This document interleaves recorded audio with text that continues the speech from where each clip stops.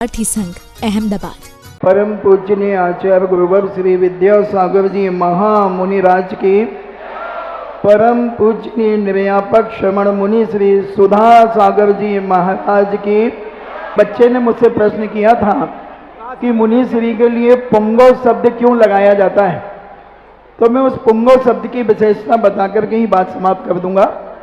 पुंगव का अर्थ होता है श्रेष्ठ, उत्तम, विशेष, महान आदि आदि उपकार होते हैं। तो मैं आपसे पूछना चाहता हूं, यह पुंगव शब्द पूज्य श्री के लिए सार्थक है कि नहीं?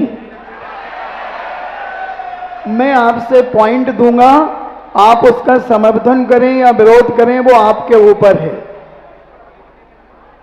पूज्य मुनि श्री ने जहां जन्म लिया उस नगर का नाम था ईसरवाड़ा, और ई का अर्थ होता है ईश्वर का पास रहने वाला।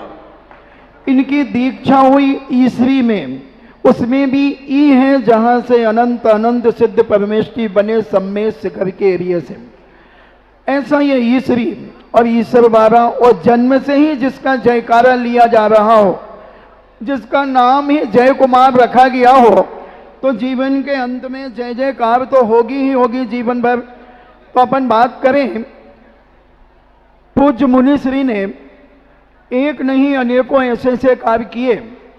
सांगानेर के भूगर्भ से 1994 में जो देवों के द्वारा रक्षित मूर्तियां होती हैं, उन मूर्तियों को बहुत वर्षों के बाद निकाला। पहले 1933 में पूज्य शांति सागर जी महाराज ने निकाला, फिर उसके बाद देशभूषण जी महाराज ने 1971 में निकाली, फिर उसके बाद एक और कोई आचार्य ने निकाली, मगर मुनि श्री ने मुनि पद पर उन प्रतिमाओं को निकाला, क्योंकि लोगों की यह धारणा थी कि केवल आचार्य ही भूगर्भ से प्रतिमा निकाल सकते हैं। और जब पूज्य श्री वहां गए तो कुछ समय लग गया, तो लोगों में अनेक प्रकार की कल्पनाएं विकल्पनाएं पैदा हो गई। तो मैंने कहा कि भाई क्या बात है, रो क्यों रहे हो? बोले मुनि श्री आचार्य नहीं है। तो हमने कहा किसी के आगे अगर 3 अक्षर लग जाते हैं तो क्या वो आचार्य हो जाता है? केवल नाम के आचार्य होना अलग चीज है और आचार्य होना अलग चीज है। मुनि श्री में कौन सी योग्यता की कमी है? क्या मुनि पुंगव नहीं है? दूसरा कारण, जब से ये जिज्ञासा समाधान अगर भारत में किसी ने किया है, तो जिज्ञासा समाधान के अगर कोई जनक है दुनिया के अंदर, तो पूज्य पुंगव मुनि श्री सुधा सागर जी महाराज। क्या पुंगव शब्द सार्थक नहीं है? आज सारा भारत कर्नाटक की तरफ दक्षिण की ओर जाया करता था केवल एक पूज्य बाहुबली भगवान के नाम से, मगर पूज्य श्री ने वह चमत्कार करके दिखाया कि दक्षिण को, महाराष्ट्र को भी उत्तर भारत में बुला लिया। एक आर्ष परंपरा जब उन्होंने सारी दुनिया को बताई कि आर्ष परंपरा क्या होती है, बहुत सारे त्यागी व्यती साधु मुनि श्री की प्रभावना देख करके ईर्षाओं की ज्वाला में जलते हैं। मुझे बड़ी वेदना होती है, अगर जलना ही है तो दीपक बन करके जलो, किसी की प्रभावना देख करके जलने का प्रयास मत करो। यश कीर्ति तो बहुत सारे लोगों के पास होती है, मगर यहां पर गुण कीर्ति है। गुण कीर्ति के कारण इनकी सारी दुनिया में आज ख्याति है। यश कीर्ति नाम कर्म अलग होता है और गुण कीर्ति अलग होती है। पूज्य श्री ने जो सारा देश के अंदर आज एक प्रभावना की है बंधुओं, उसे आज हम देख रहे हैं। शिविर की प्रथम शुरुआत, बहुत सारे साधु शिविर लगाते हैं, बहुत सारे त्यागी व्यती शिविर लगाते हैं, मगर पूज्य श्री के शिविर में केवल पुरुषों को ही जगह दी जाती है। अगर माताओं बहनों को जगह दे दी जाए तो मनोज भाई 10,000 लोगों से ऊपर मुनि श्री के शिविर में लोग बैठेंगे। अब बोलो इन्हें मुनि पुंगव सुधा सागर कहा जाए या नहीं? पूज्य मुनि श्री ने अभी तक 352 मंदिरों के नक्शे पास करके और 150-200 मंदिर के कार्य पूर्ण हो चुके हैं। बोलो इन्हें मुनि पुंगव कहा जाए कि नहीं? अभी तक दुनिया में जितनी शांति धाराएं होती होंगी, सुधा सागर जी महाराज अकेले न उतनी शांति धारा एक चातुर्मास में करा देते हैं। बोलो मुनि पुंगव सुधा सागर कहा जाए कि नहीं। और सुने इनकी साधना, इनकी उपासना, इनकी प्रभावना और इनके जीवन के संघर्ष, गजब के संघर्ष हैं, जन्म से ही संघर्ष हैं। 7 बार मोती झिरा, टाइफाइड 7 बार। और साधना की क्या कहें। 1984 मैंने देखा 18 घंटे तक एक साथ खड़गासन खड़े रहे। 1985 में खड़े रहे। 1990 में 36 घंटे खड़गासन श्री मुक्तागिरि जी में खड़े रहे। पैर नीले पीले पड़ गए, मगर उसी समय 6 वर्षों का त्याग। मैंने एक बार इनकी परीक्षा ली। 1984 में पूज्य आचार्य श्री ने इनको प्रवचन के लिए बुलाया। मुझसे कहा, मेरी दीक्षा नहीं हुई थी उस समय, बोले सुधा सागर को बुला के लाओ। और सुधा सागर महाराज को आचार्य श्री ने अभी शेर की उपाधि दी है कि शेर दहाड़ेगा। तो पहले ये शेर के बच्चे थे, बच्चा तो डरता है। और जब इनको प्रवचन के लिए कहा, उत्तम शौच धर्म के लिए, तो मैं इनको जब बुलाने गया तो ये दीवार के तरफ मुंह करके बैठे थे। इनकी जो कमर झुकी है ना, वो इसीलिए झुके कि दीवार के तरफ मुंह करके ये बैठे रहते थे, किसी से बोलते चालते नहीं थे। और जब मैं इन्हें बुलाने गया, हमने कहा आपको आचार्य श्री बुला रहे। मुझे बुला रहे, मुझे। और ऐसे कांपने लगी पिछी, दिख रही ना आपको, ऐसे कांप रही पिछी। और मैंने कहा आपको आचार्य श्री बुला रहे। बोले मुझे बुला रहे। मैंने कहा हाँ, क्यों। हमने कहा क्या मालूम। और दहशत में, और दहशत में। और जब आचार्य श्री के पास गए, आचार्य श्री ने कहा सुधा सागर जी आज उत्तम शौच धर्म का दिन है। बोले हाँ। बोले प्रवचन करना है। मैं नहीं करूंगा, मैं नहीं करूंगा, मैं नहीं करूंगा। आचार्य जी कहते क्यों नहीं करोगे, कितनी देर करना है। आचार्य जी ने कहा जितनी देर होता है। तो बोले आप कितनी देर से आएंगे। बोले मैं नहीं आऊंगा। बोले मैं नहीं कर सकता। बोले जाओ। और 1.5 घंटे प्रवचन किया। उसी समय से इनका दहाड़ना शुरू हुआ। और मंगलाचरण जब किया था तो पीछे कैसे कांप रही थी। मंगलाचरण की एक लाइन बताऊंगा 1984 की। मैं कंकर संकर बना,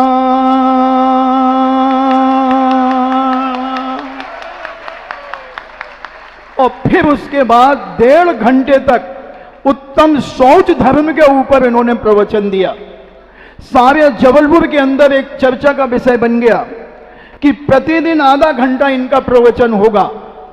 इनको जैसे ही पता चला, इन्होंने कमेटी को कहा कि ध्यान रखना, अगर ये बात किसी ने आचार्य श्री से कही तो मैं मौन ले लूंगा, मैं मौन ले लूंगा। एक दूसरी परीक्षा मैंने ली। इन्होंने 1984 से चटाई नहीं ली। कितनी भी भीषण कड़कड़ाते की ठंड पड़े, मैंने सोचा ऐसा कोई होता है क्या। लोग रूम हीटर जला करके रहते हैं, रजाई ओढ़ते हैं, कंबल ओढ़ते हैं। और बुजुर्ग माताएं तो और 2-2, 3-3 कंबल ओढ़ती हैं। फिर ये क्या है। मैं रात को 10 बजे भैया वित्ती के बाद, ये बहुत बड़े हाल में सोते थे एक कोने के अंदर, तो मैंने देखा कि कहीं छुपा करके चटाई रखे हो, रात को 11-12 बजे ओढ़ लेते होंगे। मैंने पूरा हाल देखा, कोई चटाई नहीं थी। और जो ऐसी पुटरिया से, जैसे कपड़े की पुटरिया होती है, ऐसे बिल्कुल पड़े हुए थे। मैंने देखा, मैंने कहा वाकई में ये साधु है, ये साधु है, स्वादु नहीं है, साधु है। फिर हमने 3-4 लोगों को बुला करके एक तख्त सामने टिकाया, तो इनकी आवाज आई हमने कहा आप अपना काम करो, मुझे अपना काम करने दो। फिर एक तख्त लगा दिया। और सुबह मैंने कहा कोई बात नहीं, क्लास लगेगी, क्या फर्क पड़ेगा, पढ़ लेंगे। बोले किसी की साधना में बाधक नहीं बनना चाहिए। मैंने कहा मैं साधना में बाधक नहीं, मैं साधक ही बना था। ऐसे बहुत सारे संस्मरण है, कहना तो बहुत था। और पूज्य श्री की प्रभावना से लोगों के अंदर बहुत जलन होती है। जैन धर्म से भी जैनियों को भी जलन होती है। पूज्य श्री ने सांगानेर की स्थापना छात्रावास की क्यों की? क्योंकि जैन धर्म को मानने वालों ने ही मुनियों के चित्र फाड़ दिए। इतनी कसाई, इतनी ईर्षा जागी और उन चित्रों को पैरों से कुचल दिया। तब उनके अंदर एक वेदना जागी कि क्यों ना मैं लोगों को दिखा सकूं कि दिगंबर जैन धर्म क्या है। और सारे जयपुर के अंदर जो कंजाइट थे, मिथ्यात का भंजन करने वाले पूज्य मुनि श्री सुधा सागर जी महाराज, वहां ऐसे ऐसे साधु संत थे तो लोगों को चिट्ठियां देते थे, इतना पैसा भेज देना नहीं तो तेरे घर में सांप बिच्छू छोड़ दूंगा, तुझे कबूतर बना दूंगा। और जब पूज्य मुनि श्री के पास ये बात आई कि मैं कबूतर बना दूंगा, तो महाराज ने सोचा कि मैंने थोड़ी अपने जीवन में भांग घोंटी है, मैंने भी अपने जीवन में कुछ साधना की है। अगर कोई इंसान को, कोई व्यक्ति कबूतर बना सकता है तो क्या मैं कबूतर को इंसान नहीं बना सकता? तब महाराज ने डंके की चोट पे घोषणा की, 20,000 की पब्लिक के बीच में अगर कोई साधु किसी भक्त को, किसी इंसान को कबूतर बना दे तो मैं चैलेंज करता हूं कि उसे मैं इंसान बना दूंगा, वो उड़ करके मेरे पास आ जाए। बंधु, इनको कम मत समझना। अगर सुधा का उल्टा कर दो, धांसू सागर, धांसू सागर। तो ऐसी अनेक अनेक चीजें जिन्होंने, करुणा के भी बड़े धनी हैं, जब मंच पे बैठते हैं तो ऐसा लगता है कि बहुत खूंखार होंगे, दहाड़ते हैं। अभी मैंने पढ़ा कि जो बब्बर शेर होता है, जब वो दहाड़ता है तो वो 8 किलोमीटर तक उसकी आवाज गूंजती है, मगर सुधा सागर रूपी बब्बर शेर जब दहाड़ता है तो 222 देशों के अंदर उनकी आवाज जाती है। और सारा विश्व आज महाराज श्री की जिज्ञासाओं को सुनकर के आनंद विभोर होता है, क्योंकि बहुत सारे प्रश्न विदेशों के अंदर, विदेशों से भी आते हैं। तो ये दहाड़ बंधुओं, और जब पूज्य श्री भी विचार कर रहे थे कि सुधा सागर कब आएगा, और जब हम लोग पूज्य श्री के दर्शन करने के लिए कुंडलपुर पहुंचे, तब आचार्य श्री ने कहा अब आ गया है शेर, अब ये दहाड़ेगा। आचार्य श्री जब चांदखेड़ी से पूज्य श्री ने भूगर्भ से प्रतिमा जी निकाली, क्योंकि बहुत सारे साधु संत वहां आए और सभी कहते थे कि भूगर्भ में प्रतिमा है, मगर किसी साधु ने हिम्मत नहीं की, कोशिश तो बहुत की मगर वो नहीं निकाल पाए। और जब अमोलक चंद जी चूना वालों ने महाराज से कहा, वहां के अध्यक्ष थे वो, कि महाराज जी भूगर्भ में प्रतिमा है, आचार्य विमल सागर जी महाराज कह करके गए हैं कोई ऐसा साधक आएगा जो भूगर्भ की प्रतिमा निकालेगा। जब महाराज ने वो बात सुनी तो पूछा कि क्या है? बोले महाराज यहाँ भूगर्भ में प्रतिमा। महाराज को विश्वास नहीं हुआ, क्योंकि वो कहते हैं विश्वास में बास है बिस्का, आशा में छुपी है निराशा, शब्दों के संग न बहना, सुन लो मेरी बहना। सारी दुनिया को उन्होंने कहा। स्वप्न में वह किशन सिंह मड़िया जिन्होंने वो मंदिर का निर्माण कराया था, वो भूत श्री के स्वप्न में आए। हम गुरु भक्ति के लिए गए, महाराज ने कहा स्वप्न आया है। तो मैंने कहा महाराज जी आज क्या है? बोले सप्तमी। मैंने आज का स्वप्न तो बिल्कुल अति शीघ्र मिलने वाला है इसका फल। और महाराज ने फिर वो प्रतिमाएं निकाली जो स्फटिक मणि की विश्व की सबसे बड़ी प्रतिमा है बंधुओं, उसके दर्शन सारे लोगों को कराए। 1994 में भूगर्भ सांगानेर से प्रतिमाओं के दर्शन कराए। उसी समय किसी ने एक कांच की प्रतिमा बना करके एक पंडाल में रख ली और लोगों को बुला रहे हैं कि आओ यहाँ फ्री में अभिषेक करो, और वहां खोखे के खोखे देकर के लोग अभिषेक कर रहे हैं। पहचान होती है रत्नों की।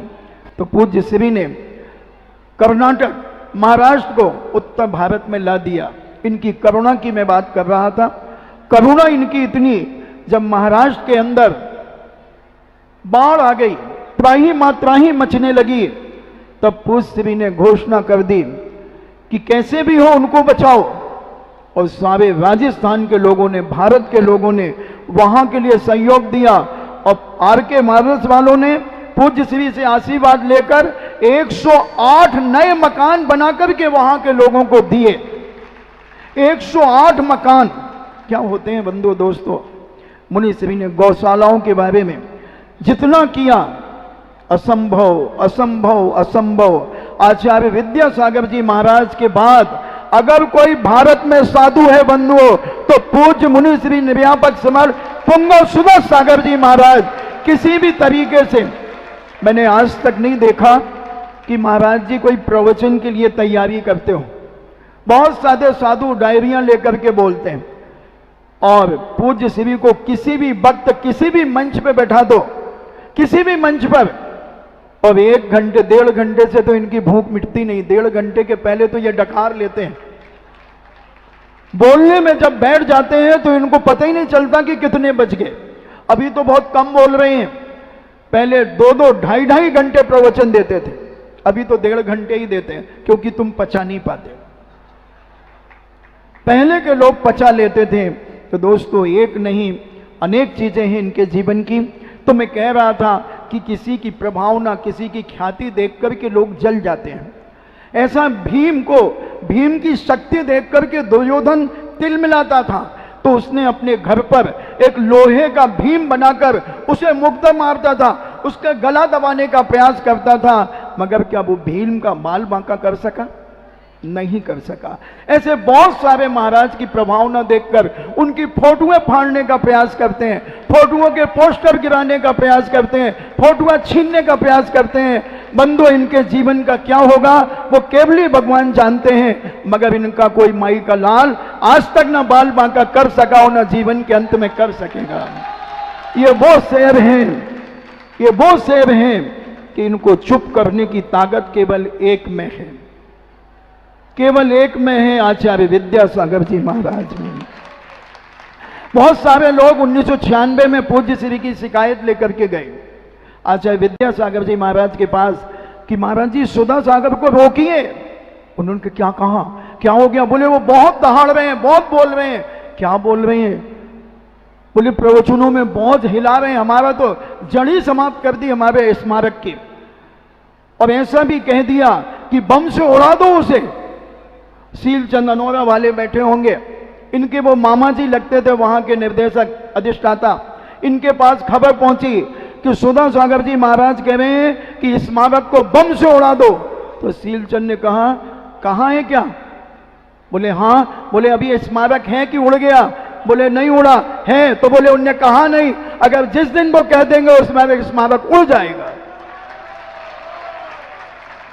क्योंकि इस मंच से जो घोषणा होती है निष्पक्ष होती है, निस्वार्थ होती है। कोई अपना जीवन को बनाने के लिए कोई मठ नहीं बनाया जाता। इनकी साधना, इनकी प्रभावना, इनके जीवन के संघर्ष और संभावना अभी इतनी बाकी है, इतनी बाकी है संभावनाएं कि आप सोच भी नहीं सकेंगे। कि आगरा वाले सोच रहे थे कि लोकोदय तीर्थ क्षेत्र आगरा में बनेगा, और कौन सोच रहा था कि इतना बड़े, इतने कलशों का वह बनेगा?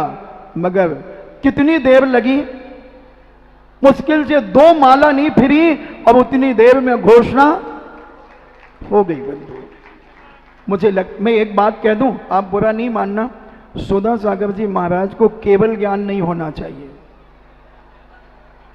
इनको केवल ज्ञान नहीं होना चाहिए। बस मुझे बहुत बड़ा दर्द है।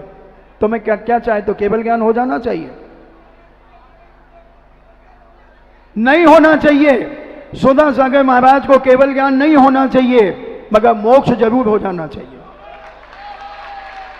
आशाएं उत्पन्न मत करो और अपने जीवन को पवित्र करो। दुर्योधन की क्या दशा हुई, और अगर हम अपनी दशा वही कराना चाहते हैं तो खूब ज्यादा विरोध करें, जो तुम्हें चाहे वो करें, और जिसके ऊपर साक्षात गुरु का आशीर्वाद हो उसका दुनिया का कोई बाल बांका नहीं कर सकता, नहीं कर सकता, नहीं कर सकता। बोलिए परम पूज्य निर्व्यापक श्रवण मुनि पुंगव सुधा सागर जी महाराज की। इस कार्यक्रम के नमन करता थे विद्या सुधा शिवरार्थी संघ, अहमदाबाद।